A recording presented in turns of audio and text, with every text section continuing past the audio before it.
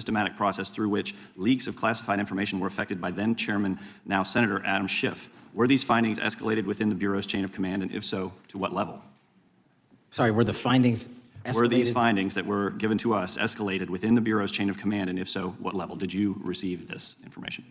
That entire matter is currently under investigation by the people at the FBI that handle leaks of classified information. All right, that's good to know. This isn't about partisan rhetoric. It's about whether America's most powerful intelligence institution allowed politically motivated leaks of classified information. It raises trust, integrity, and accountability questions at the highest level. Thank you, Mr. Chairman. I want to thank the Director for being here and for his work over the last several months, removing the taint of partisanship that has infected the intelligence community over the past several years under the last administration, under the last several directors, standing up for law enforcement, standing up for the brave men and women who work in your agency. But to set the record straight, we have to correct the record. And the record, early days of the first Trump administration saw a dramatic spike in news stories that contained sensitive and sometimes classified details about the FBI's bogus Russia probe, about a leak a day. It's unacceptable that senior FBI officials coordinated to leak classified information to try and harm President Trump.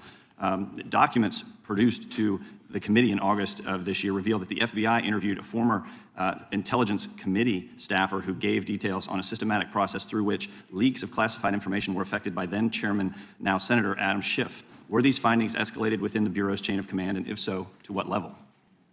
Sorry, were the findings escalated? Were these findings that were given to us escalated within the Bureau's chain of command, and if so, what level? Did you receive this information?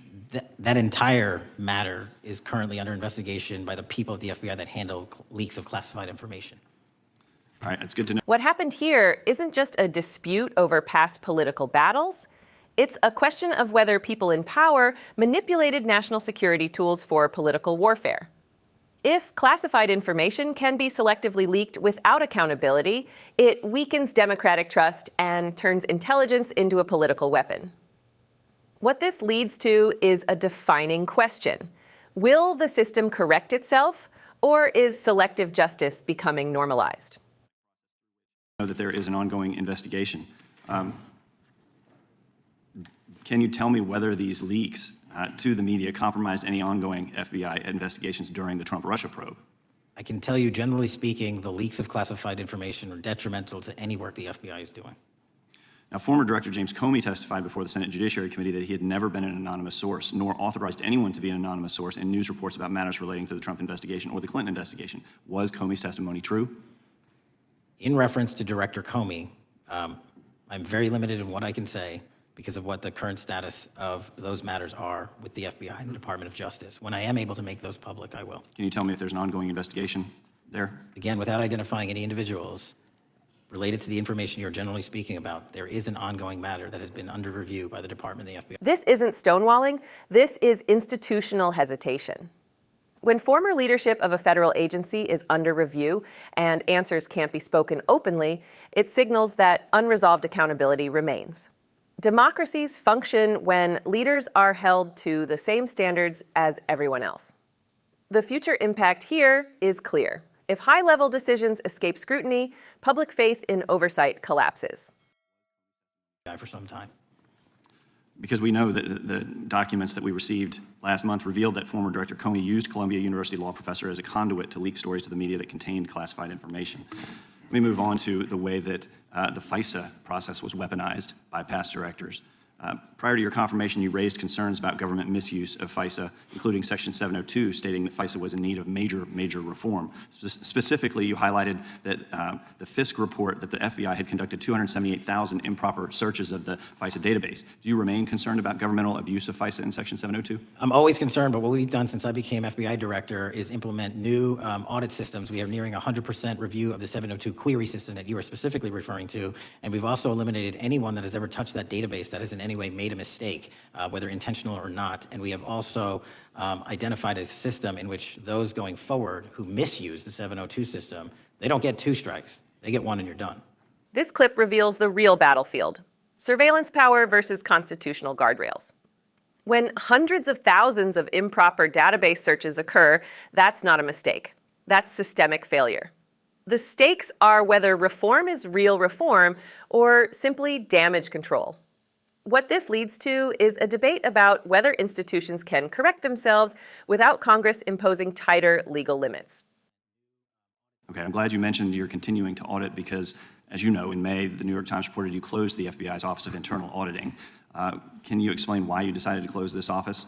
Yeah, because under the new restructuring of the FBI, to save resources, there were two different places doing the exact same thing. We have a specific division dedicated to audits. I didn't need another audit system doing the audits again. And so we folded some of those folks with their expertise into our specific division and then took the rest of those folks and are moving them out across the country. Under previous FBI leadership, FBI agents were found to have lied to the FISC. There have been hundreds. Cutting an internal watchdog during a credibility crisis raises serious structural questions. Internal oversight isn't a luxury. It's a democratic necessity. If internal auditing weakens while public scrutiny intensifies, the institution risks appearing defensive rather than accountable.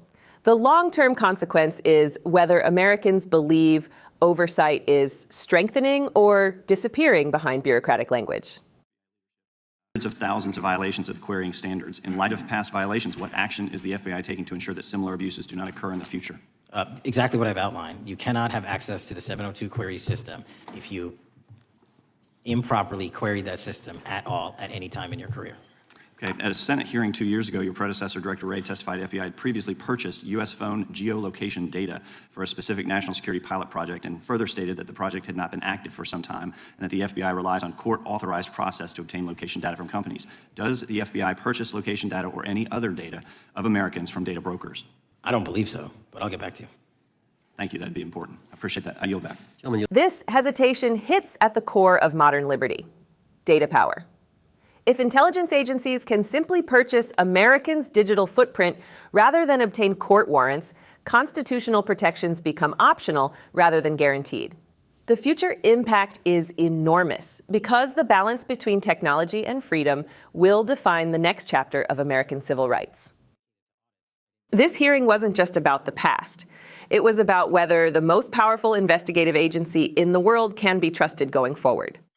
When leaks become political tools, when surveillance is mishandled, when oversight contracts instead of expanding, democratic integrity is tested. Institutions earn legitimacy through accountability, transparency, and restraint, not by asking the public to simply believe. The stakes aren't partisan. They're constitutional. If Congress doesn't demand accountability now, the precedent becomes permanent. Power without trust is dangerous. Power without oversight is unacceptable. And silence is never accountability. Subscribe to Liberty Report USA.